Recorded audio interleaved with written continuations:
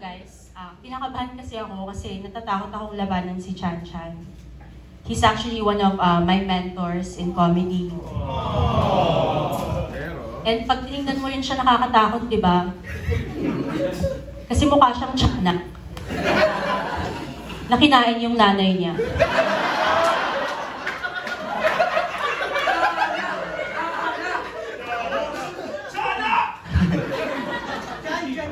Palakpakan naman natin yung vocalist ng Creed, guys.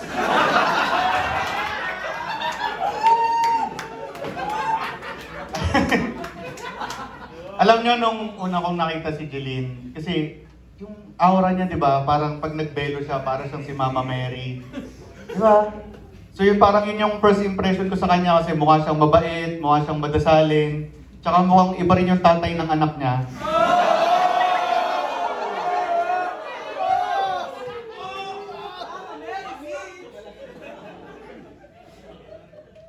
Chan-Chan, ang yabang mo. Nakita ko rin yung mga anak mo eh.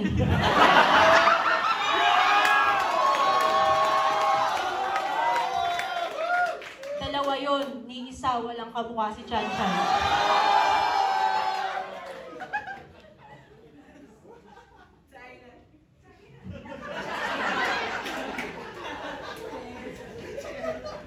Well, laging sinasabi ni Chan Chan na kamukha niya si Aiza Sigera.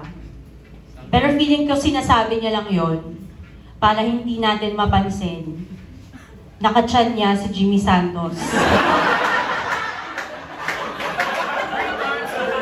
Kaulo niya si Wally Bayola. At kalihik niya si Riza May.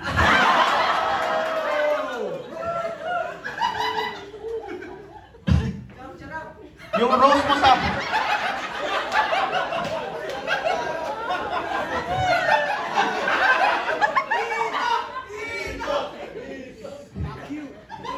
Alam mo yung niro-rose niya sa akin, pinapapractice niya sa asawa niya. Alam niyo, oy, taga-UP din pala si Jeline, ha? Alam niyo, sinubukan niya rin maging aktivista. Inadapt niya yung buhay, yung maka-baka lifestyle, no? Nag-asawa siya ng baka.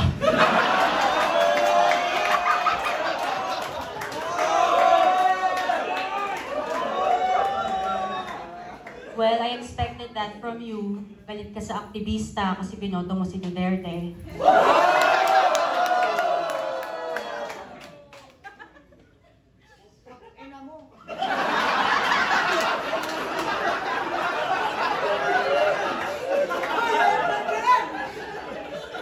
Pero nakwentuhan ni Chan Chan kanina, no, na binoto niya si Duterte.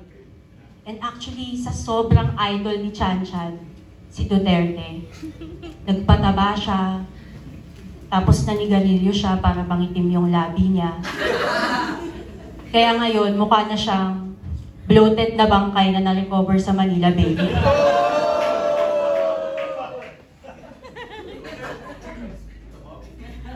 Ang ganda kasi ni Jeline, eh. Alam niyo, di ba, parang may kumukha nga siyang Disney character, di ba? Yung lolo sa Up, ganun ma.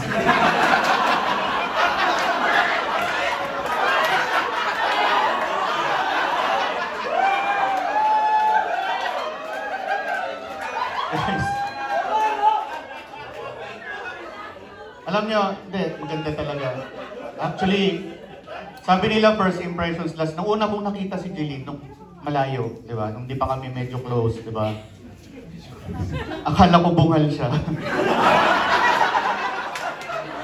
Pero nung nakausap ko na siya, hindi naman pala. Pero parang kulang siya sa baba. Coming from you, ah.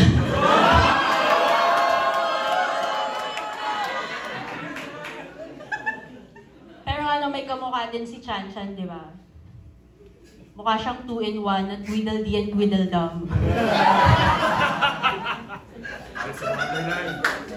Nabanggit nga ni Ray kanina na si Chan Chan ay dating musician. And actually, meron siyang hit single. I think you're all aware. Siya yung kumanta ng pirated version na Gangnam Style.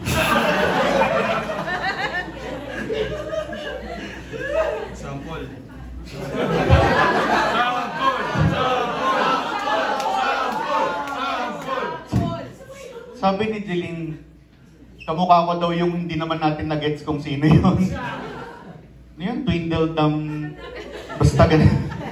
Pero okay lang, at least di ko kamukha yung asawa niya, di ba?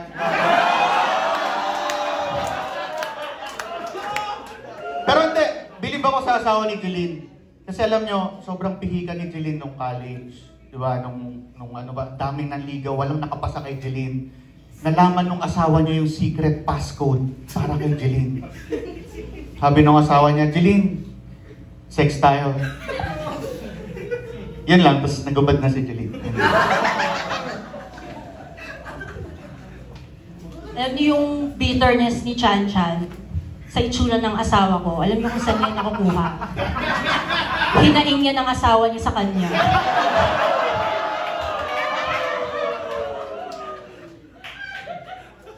Pero ito, seryoso tayo guys. So si Chan Chan nga, meron siyang tito na nalulung sa drugs. Diba? Ang kikwento niya ngayon, may tito siyang addict. It's a very painful part of his life. Sobrang saklap nun guys, diba? Kasi imagine, nung nirape si Chan Chan nung tito niya, yung tito niya yung na-trauma.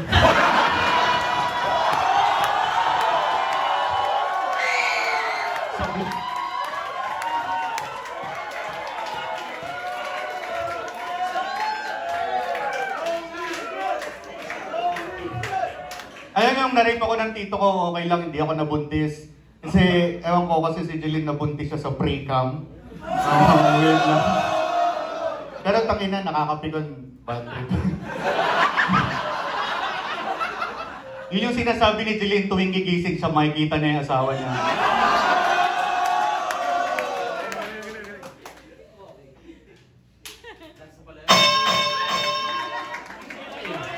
Hindi ko nakalain last na, pero kasi palamangan ng dalawang napakasaya ng Rose Battle. Pero kailangan natin malaman sino yung mananalo for tonight. Nananalo from Mr. Alexio Tabangkund. Hello. Hello. Guys, congrats sa inyong dalawa. Palakpakan niyo naman yung mga bobo natin. Pero sa lahat, gusto ko kayo pareho i-comment. Napaka-consistent nyo pareho. Diba? Di ako magja-joke kasi puta, kakagaling ko lang ng gig eh. So, ba't ko ba sasayang sa inyo? Wala namang bayad to. Anyway, para sa akin talaga mas consistent, mas consistent talaga si Chan Chan.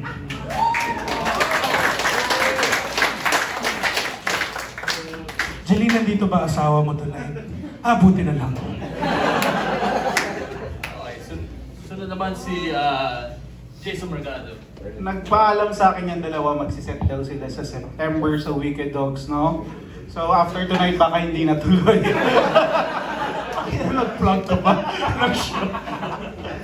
So yung jokes nila maganda, magaling yung pagkakasulat, pero I am giving my vote to Jeline.